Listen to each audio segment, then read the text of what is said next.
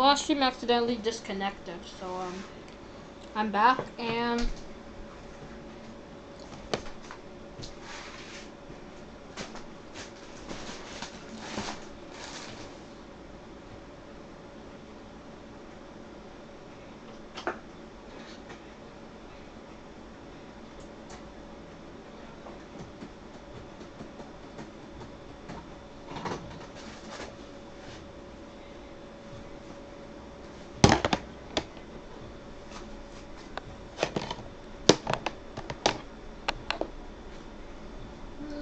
xgamemario.com.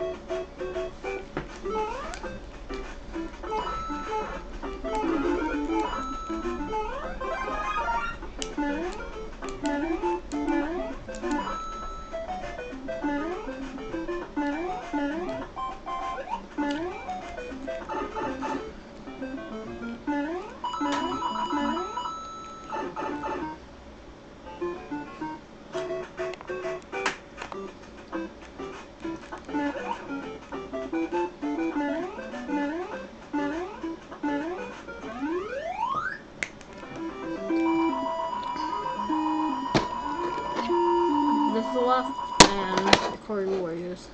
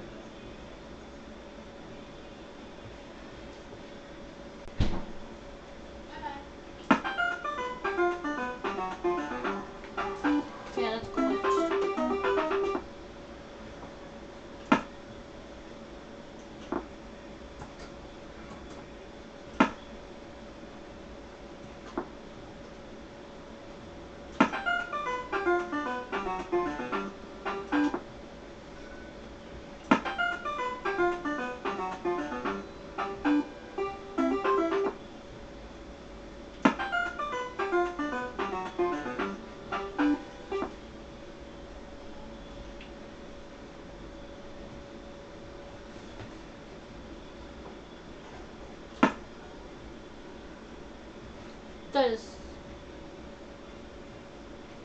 frightening.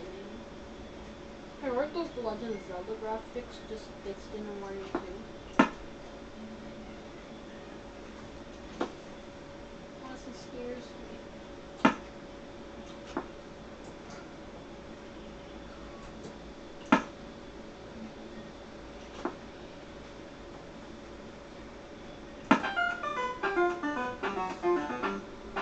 It looks like a charm.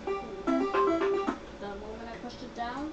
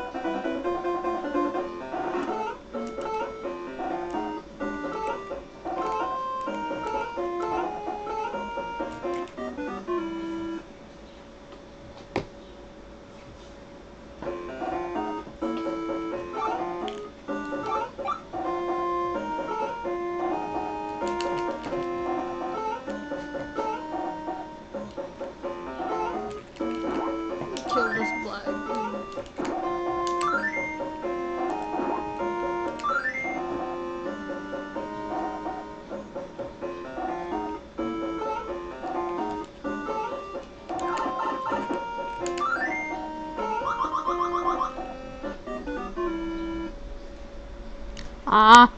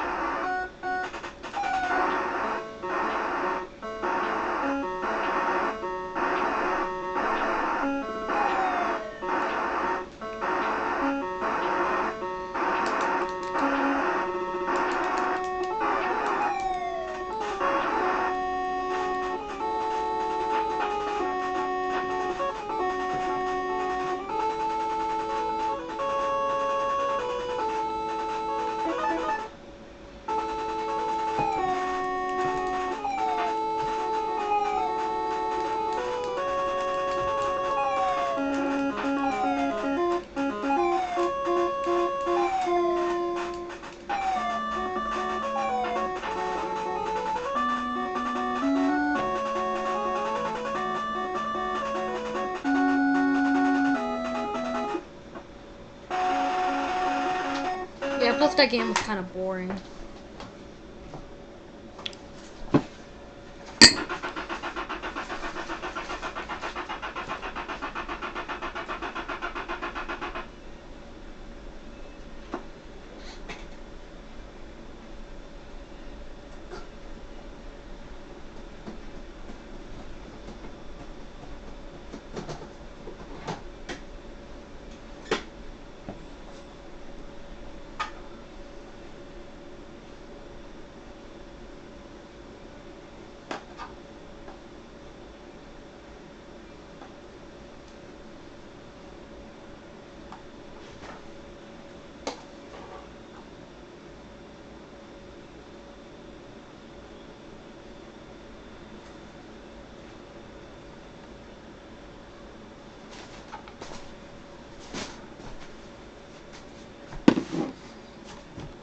And that is it. Those are all the games. Also, there's one of course, console cleaner.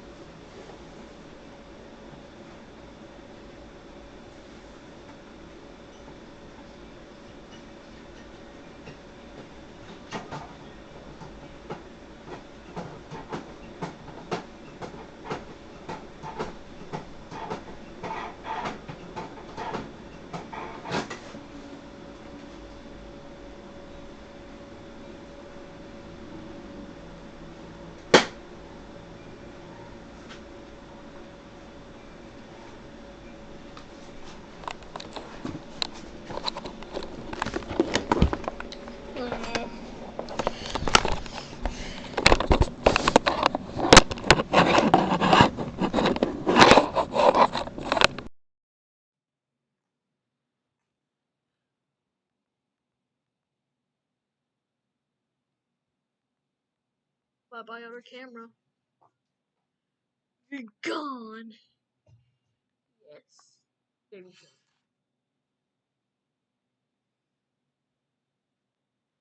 Why?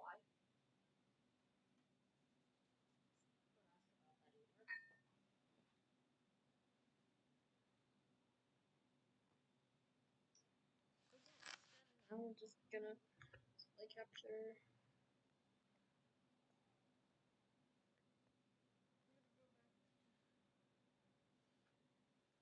after that experience. I don't know how to feel.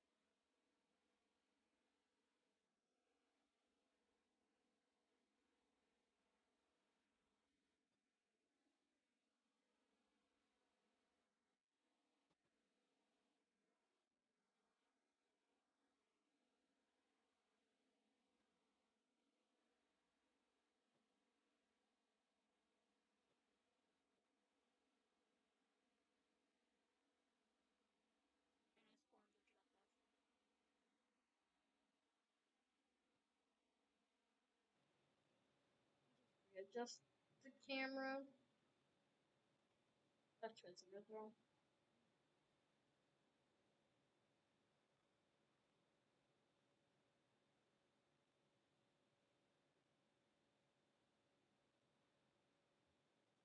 There we go.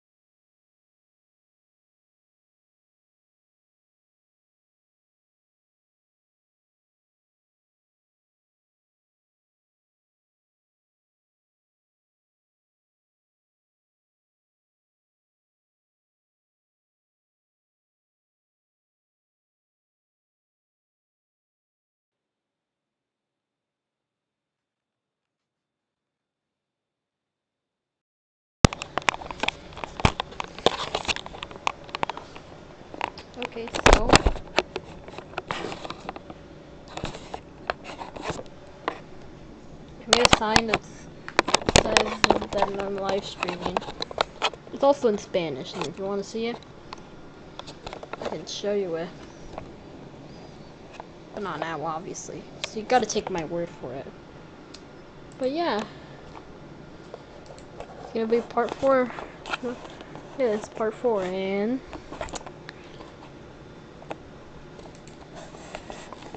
is anybody here? Nope, nobody's here. I'm all alone. I guess everyone's tired of me making parts, but it's not my fault. It's just that my live stream is somehow inconspicuously end. So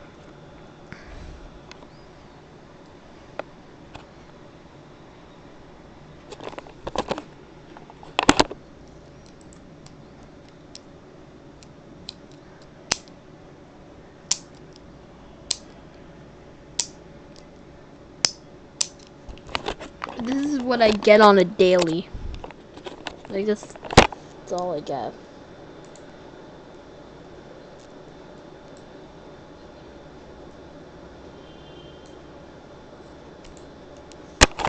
No, seriously, that's all I see.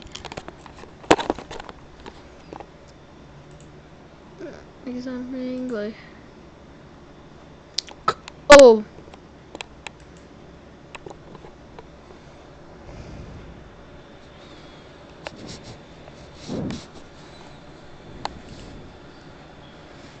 What the heck? Welcome to Stu's Classics. I'll take this game. $100. Forget it, these prices are too high! Do you want to buy your games? I don't understand how that place stays in business. It doesn't make any sense. Welcome to Stu's Classics. I'll take this game. $100. Forget it, these prices are too high! Do you want to buy your games? I don't understand how that place stays in business. It doesn't make any sense. Welcome to Stu's Classics. I'll take this game. $100. Forget it, these prices are too high! Do you want to buy your games? I don't understand how that place stays in business. It doesn't make any sense. Welcome to Stu's Classics. I'll take this game. $100. Forget it, these prices are too high! Bruh. Rating.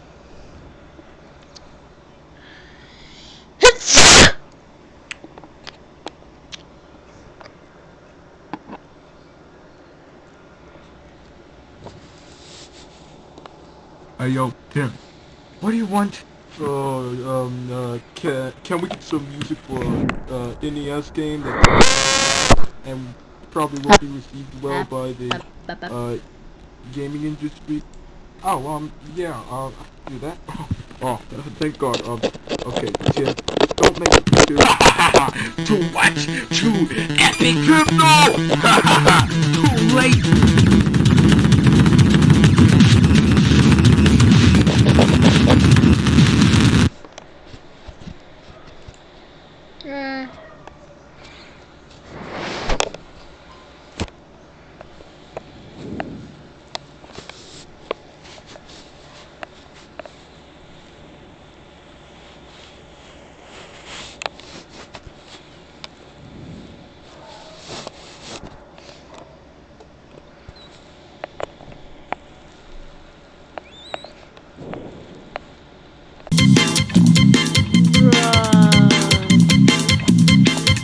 Now, before anyone riffs on me saying, you're not the right person to talk about this shit, you shouldn't be covering this shit, man. This shit's racist. For the record, I'm Latino, and I can proudly say that this show is probably one of the worst attempts at representation I've fucking seen. Back in 2021, Disney greenlit a new show called Primos, which focuses on the main character, Tater, yes, that is her actual fucking name, who has big dreams and determined to find what makes her so extraordinary and shit. When her 12, yes, 12 cousins move in for the summer and help her find her real self in true Disney fashion. The show is based off producer Natasha Klein's own experience being raised as a Mexican American, which is fine until you begin to point out the miscalculations. Number 1. The fucking title. For those not in the know, Primos is Spanish for cousins, which goes back to those 12 chaotic cousins. Now, the title itself is fine because it relates to the characters. It's what's in the intro that is fucking interesting. Let's take a look here.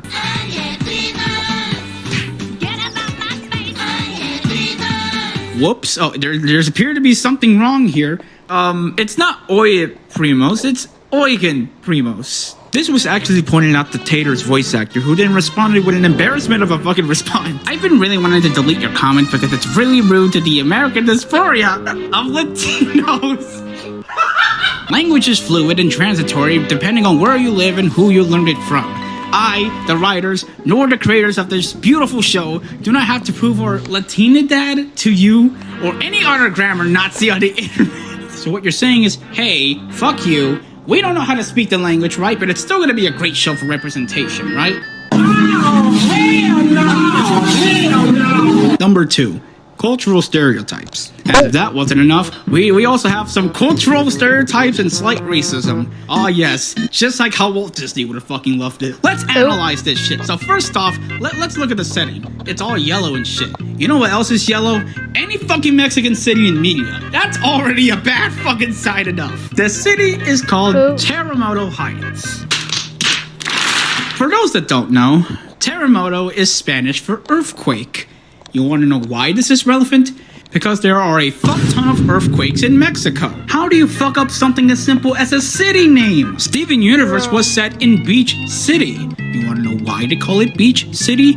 Because there is a beach and there is a kind of a city. I won't even say it's a city, it's kind of a thing. But at least it's a better name than Earthquake Heights. And bear in mind, this show is inspired by the experience of the producer who was raised as a Mexican American. That's like saying I've been living the first 19 years of my life in the good old state of Wetback, USA. And there's more, but I don't want to go into a deep analysis on this. Rebel Taxi made a better video on it, which I recommend you go watch because he's cool. Number 3. The response to backlash. Speaking of backlash, it was really fucking swift. So much so that it prompted Disney to remove the intro from Facebook and Twitter, which should really tell you how people really feel about this shit. Now, of course, this necessitated a response, so one of the voice actors went on the gram and said this. The Spanish language is not a Latin American language. It's a language the Spanish conquistadors forced upon Latin American people. So what you're saying is, hey, look, I know we fucked up and all that, but the thing is that we were force-fed this language, so that should be excusable, right? Hell no! You cannot be fucking serious. And the thing is, I'm a history person. I like learning about this shit. Now, I'm a little rusty in my Latin American history, but if I'm not fucking mistaken, if this was force-fed to us, then why the hell didn't we throw it away? You think another marginalized group of minorities in America today would consider changing the language since it was force-fed to us? And I do understand where she's coming from. There are different communities that speak different variations of the same language. I'm Guatemalan, so who knows? Maybe I'm bullshitting. But when the entire community comes together to correct you on one phrase and you make an entire tangent about it as a response, that's already a red flag. Did I also forget to mention that they admitted not to research this shit? No, so here you go. Yeah, that's the final nail in the coffin for that show. If you want better shows to watch to occupy your time than this shit, then watch Our House or El Tigre. Or if you want to stick to the sibling concept, then watch the Casa Grandes. Yeah, it's the same concept but on fucking Nick. Because apparently Loud House and its spinoff are Disney's next competition or some shit.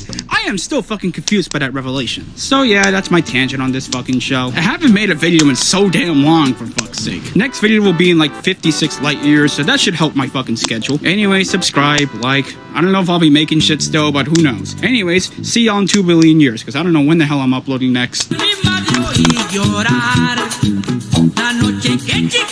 bro, no, what the Timberland layers kind of thing. It kind of feels relatable to me because I don't know when I'm gonna release my next video. Hopefully I could get it out before July, and if I don't, just hit me up and then I'll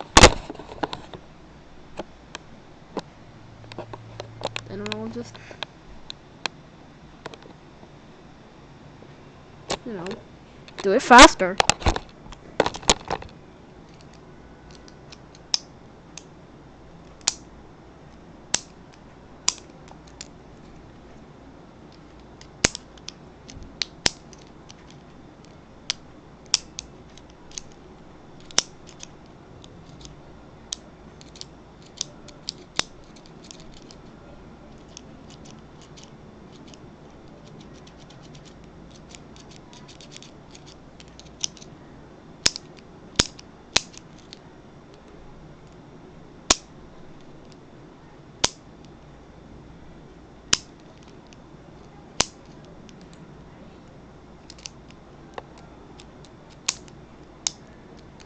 It's not just Google's virtual classrooms that schools are ditching either. Schools are also ditching Gmail. A quick Google search will bring up dozens of articles from school newspapers detailing the change. Here's a few examples. If you look up the opposite, however, not only do you find fewer results, but the results that you do find are often from 2010. And as for the oh-so-famous Chromebooks, these used to be the go-to devices for many school districts. But more recently, schools have started to complain about them. Apparently, Chromebooks have very short lifespans, making them a rather bad investment. This is a very bad sign, not just for Google's educational business, but their Office suite as a whole. Here's the thing, everyday people virtually never pay for Google Drive or Google Docs or Gmail because the free tier is more than enough for most people. So much of the money that Google and Microsoft makes from such products comes from corporations and schools. Google was never really able to break into the corporate market with their Office suite, but it did seem like they were breaking into the school market. The collaboration features and online nature of Google's Office suite made it perfect for team projects and presentations. Combine this with the pandemic, and you would think that schools would be paying Google more than ever, and that was the case at the beginning, when schools didn't know. Nightly juicy memes, every day 10 p.m. British time. Do it for the Vine. People in 2013. Google, Bing. 4-year-olds at 3 a.m. when you hide their iPad, return the slab.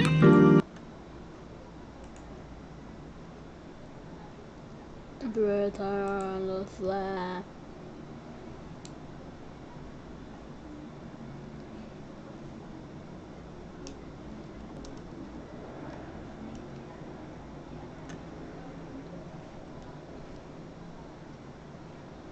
Your sus roommate. No, no, no, no, no, no!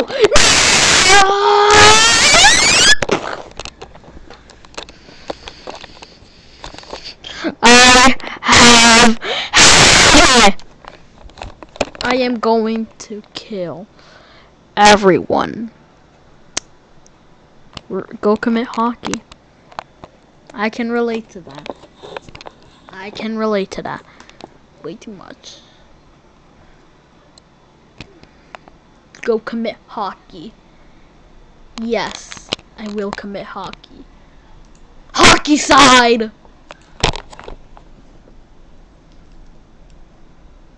Now let's just play some Shell Fighter Movie!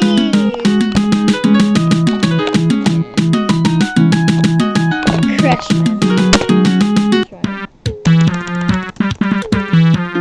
This is quality gaming here. This is quality gaming here, guys.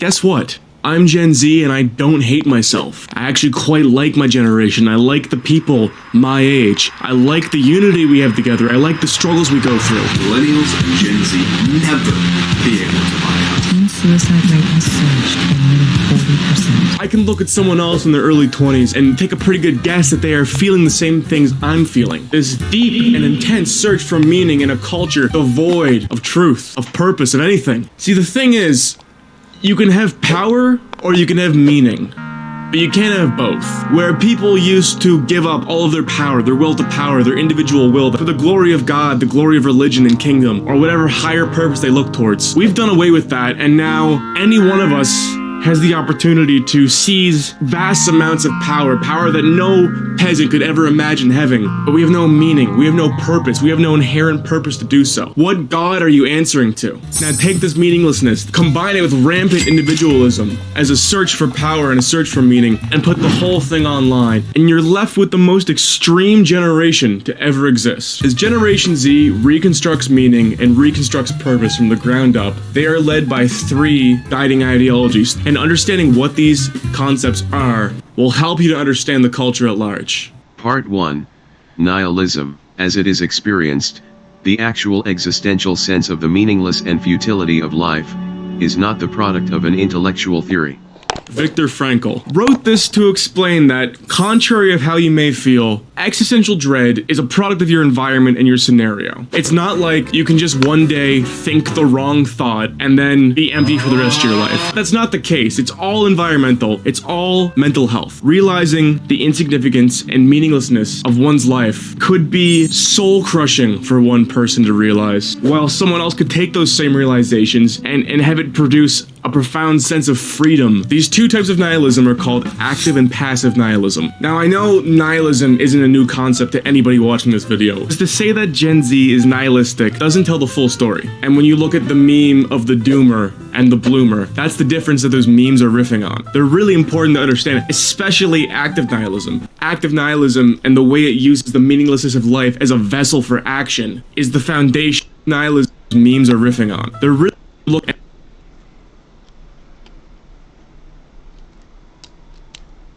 anybody watching this video. Just to say that Gen Z is nihilistic doesn't tell the full story. And when you look at the meme of the doomer and the bloomer, that's no sense of freedom. These 2 types of nihilism are called active and passive.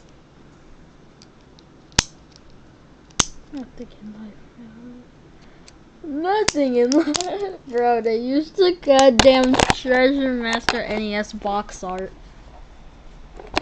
Of nihilism. Now, I know nihilism isn't a new concept to anybody watching this video. Just to say that Gen Z is nihilistic doesn't tell the full story. And when you look at the meme of the doomer and the bloomer, that's the difference that those memes are riffing on. They're really important to understand, especially active nihilism. Active nihilism and the way it uses the meaninglessness of life as a vessel for action is the foundation for the next 2 concepts I'm about to explain.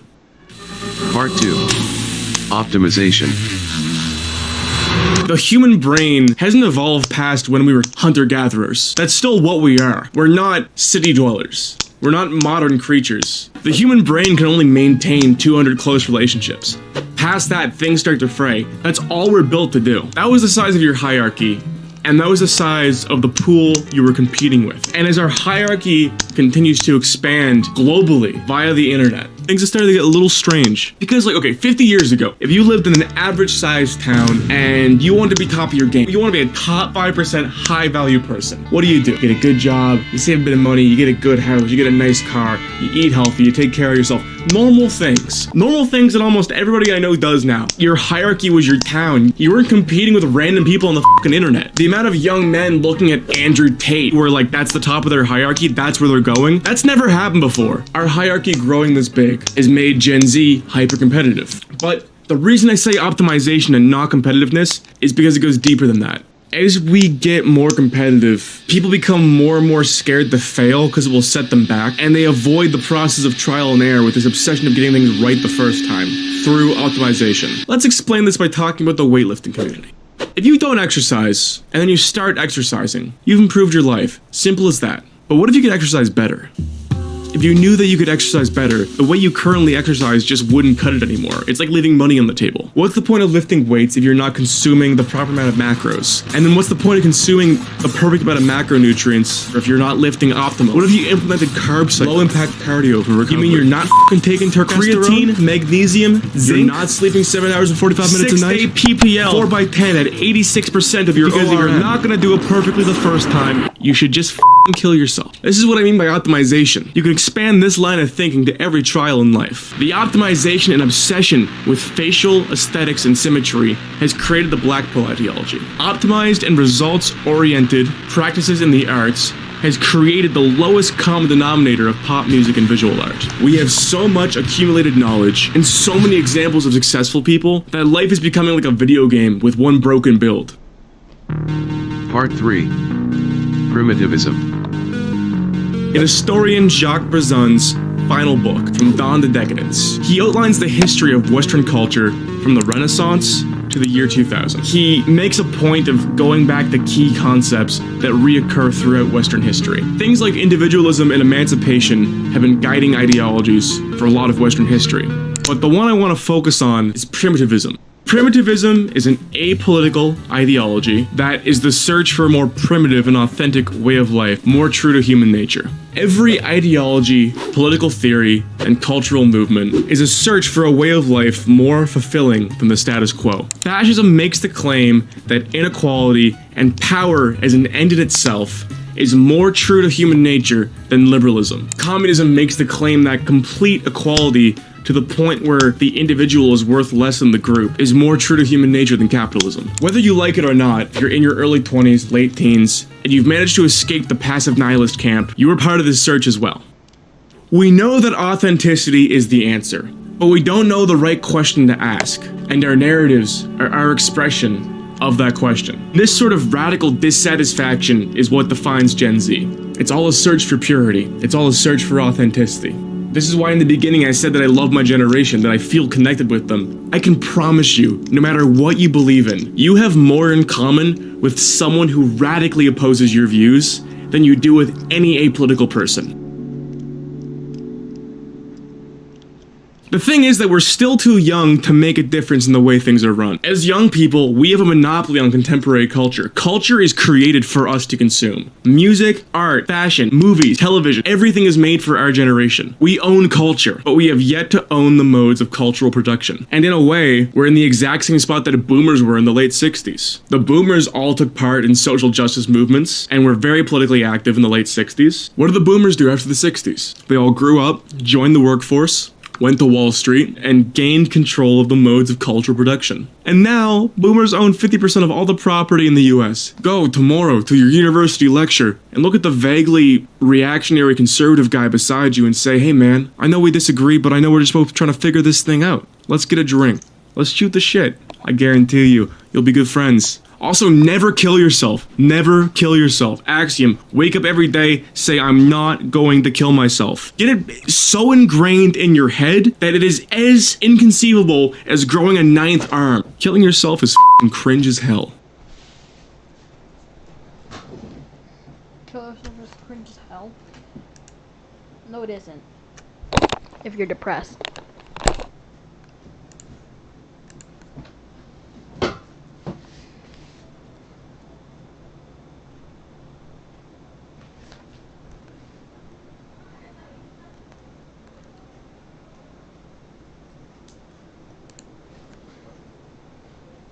Happy birthday! A Nintendo 64! Lucky! You boys enjoy. I won't be needing this anymore. Why'd you just throw your Super Nintendo away? This is the newest console. Why would I need that? Happy birthday! A Nintendo 64! Lucky! You boys enjoy. I won't be needing this anymore. Why'd you just throw your Super Nintendo away? This is the newest console. Why would I need that?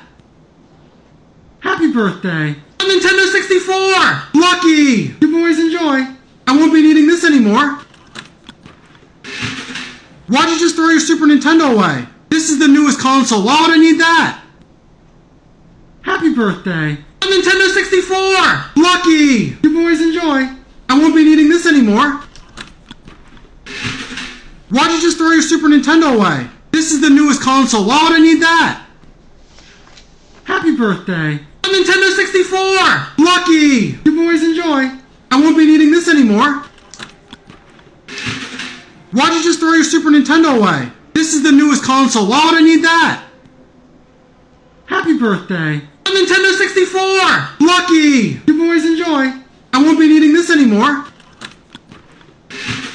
Why'd you just throw your Super Nintendo away? This is the newest console. Why would I need that? Happy birthday. A Nintendo 64! Lucky! You boys enjoy. I won't be needing this anymore.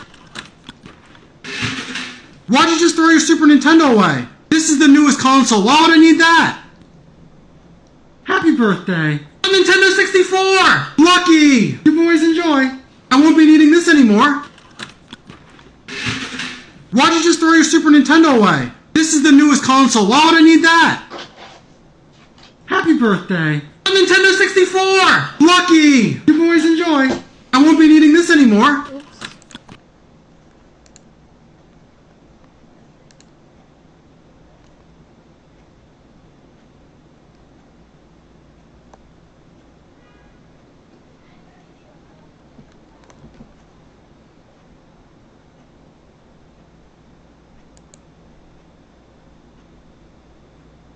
Look at this woman that covered her car in chia seeds. It's the world's largest chia pet, which got me thinking, what were those all about? So, 1960s. If I ever catch you doing any of these things, we got beef! Number 1, stealing from my chest in Minecraft. I work for the items that I have. You can do the same! Number 2, if your main purpose of buying an oppressor is to destroy other people's cargo, you gotta go. It's literally one of the most menacing acts known to man. Number 3, nade spammers. If I get the Mark II from the box, leave me alone! Bro throws all of his nades just so I can't pick it up. For what? And just remember, if I ever catch you doing any of these things, we got beef! Number 1, stealing from my chest in Minecraft. I work for the items that I have. You can do the same! Number 2, if your main purpose of buying an oppressor is to destroy other people's cargo, you gotta go. It's literally one of the most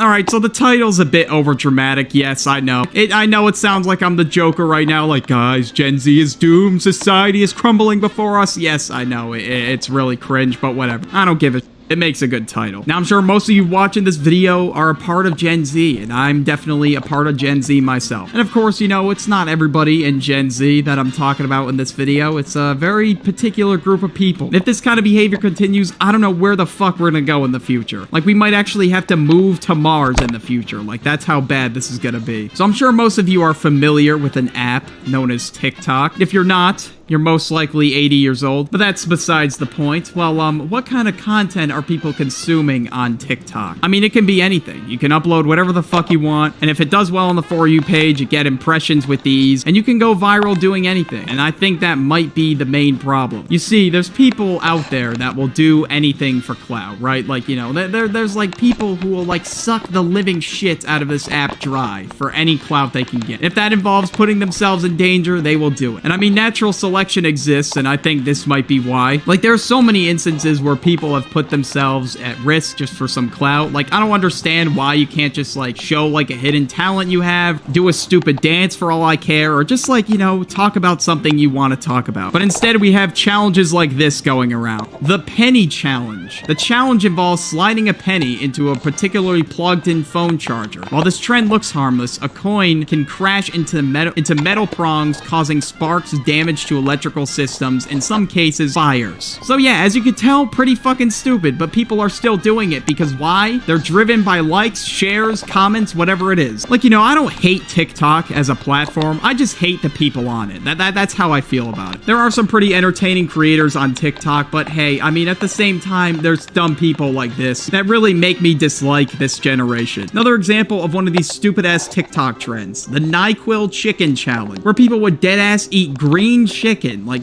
how is that appetizing? I'm sorry, but like, who the fuck is eating green chicken? Like, instead of heading over to KFC or Popeyes and getting themselves a nice basket of chicken, instead, they just decide to cook their chicken in fucking NyQuil. Cha-cha slide challenge. Like, there's plenty of these. This dangerous TikTok trend, as teenagers recklessly into the rhythm of the song release 20-year one-off thing, it's just people starting these because like, oh, what? They want clout by pulling off ridiculous stunts. And now, of course, there's a lot of people encouraging this behavior, which doesn't help. But of course, thankfully, there's people on TikTok like trying to actively take down these challenges. At this point, it's not even a challenge. It's just putting your life at risk. That's all it is. Taking whatever the fuck is left of your life and kind of just risking it all for clout. Some fucking note app. Like, that's it. Like, that's all you're getting out of this. Like, I could go on this forever. Like, I would be fucking dead by the time I'm done talking about this. But as unfortunate as it is, we just gotta move on. Some people in Gen Z have no fucking drive. No drive to do anything at all. Like, they're just lazy and they just want to be fed by instant gratification. Like, these people really expect to be like the next Kanye West when they just sit on their ass and do nothing all day. Like, what are you doing? You just consume video games,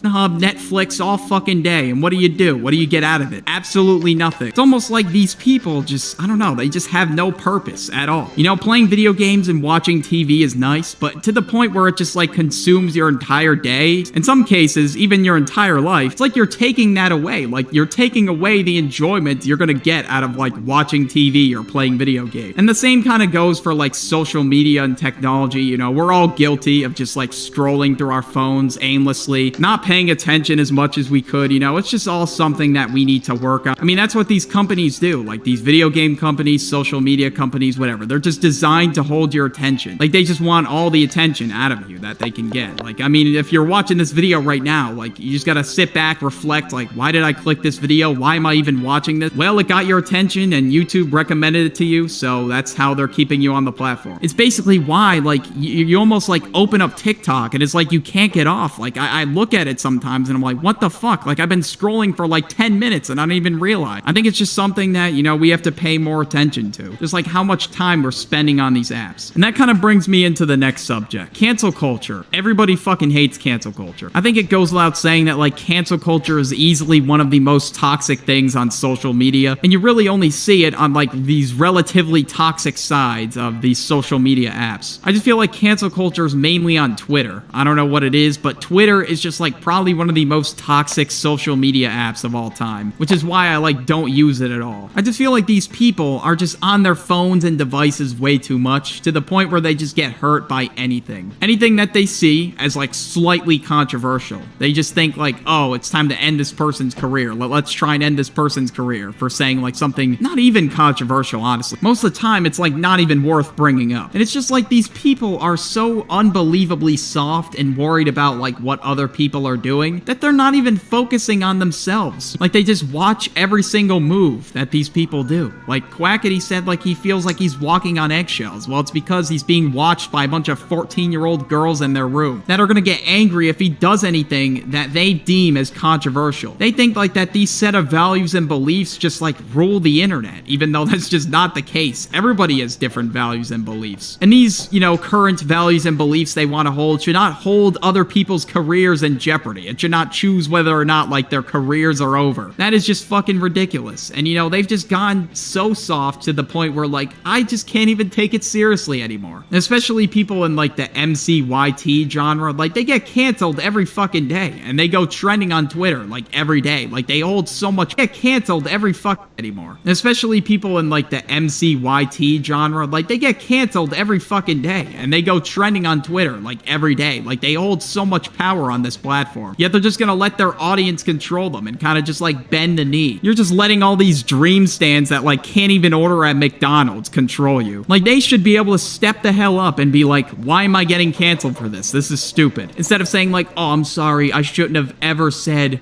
the F word 3 years ago. Like you can say it's stupid, like you have the free will to do so. And if you did, you'd probably be able to take control of like this really shitty cancel culture. It's not just on YouTube too. It's like really, really mainstream. Like even people like Elon Musk are getting fucking canceled. Now in Gen Z, you know, a lot of people like to create false allegations. I don't know why. Like it's just something that has been a common trend as of late. Like I just don't see why there's a need to lie about something like that. Like that can